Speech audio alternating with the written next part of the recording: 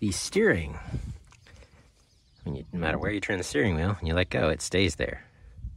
It's kind of weird. It feels very odd driving it. Best I can tell, ball joints are frozen up. Got the other side apart. This side, the bolt that holds the hub on,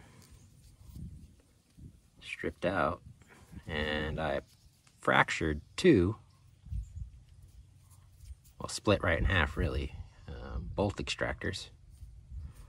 Now these are supposed to be 13 millimeters, but with rust and wear, got all of those off with either the spline, the 1/2 inch spline, or the 1/2 inch 12 point, except this one, and it stripped right out. So I ended up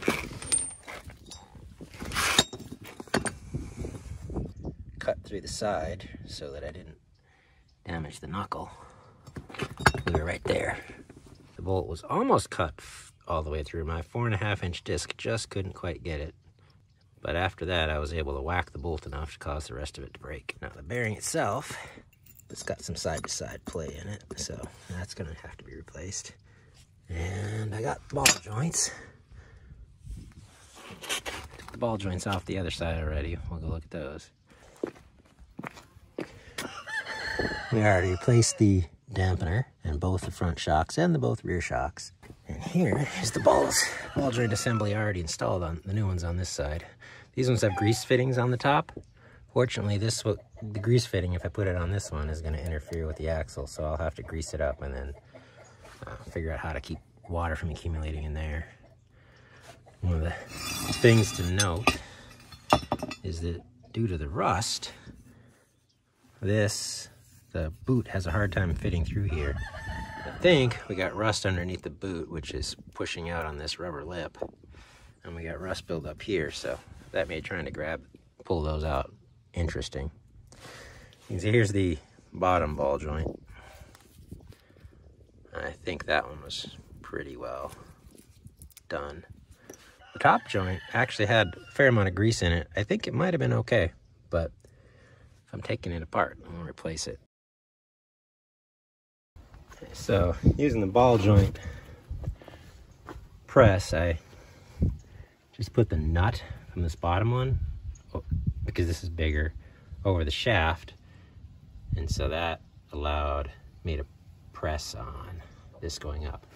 Now the other side, it just pressed on the shaft and the whole thing came out. This side, it actually popped the shaft out the top without removing the bearing, but then I was able to keep going until this actually hit the outer part of the joint, and then tightened it up, tapped the bottom of this with the hammer, and it seems to have popped free, so let's take a look.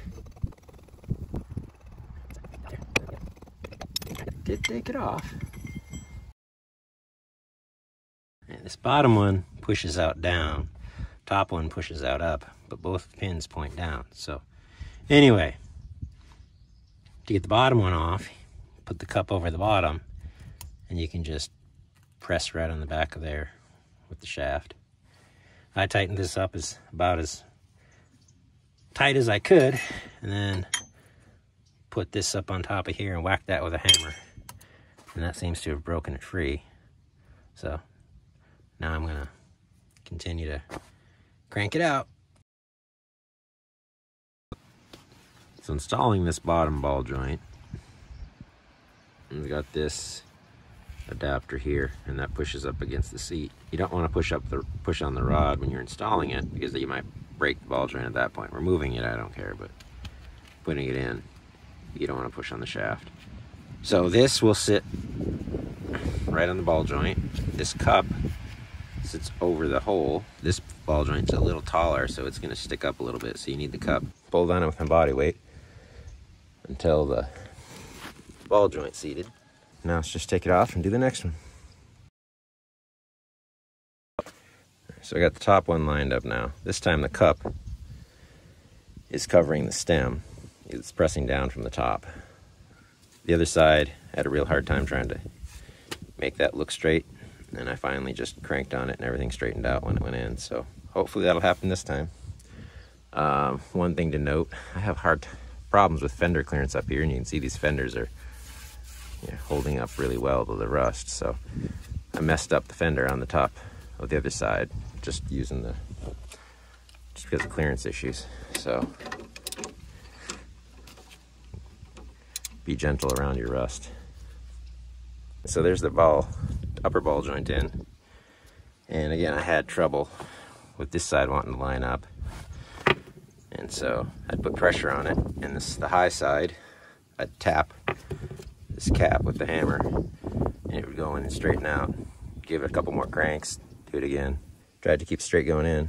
It seems to have worked out. Now I'll back that out, and ball joints are in. All right, we got a brand new bolt installed right there. 13 fits on nicely. 1/2 inch is not going on. See? Now, here's a rusted bolt up here. Coyotes off in the distance.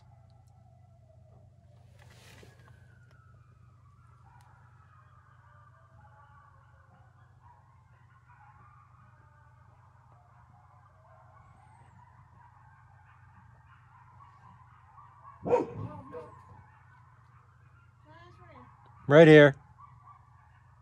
You